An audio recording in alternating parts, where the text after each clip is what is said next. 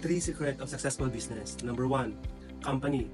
Dapat kung magnenegosyo ka, dapat stable ang company. Tulad nito, very legit, kilala mo ang mga owners, very strong reputation, at very innovative.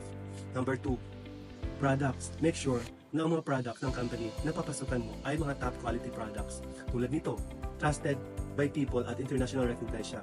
Number 3, dapat profitable. Hindi yan palugi. Dapat yung paangat. Dapat kumikita ka ng malaki. Tulad ko, yan o.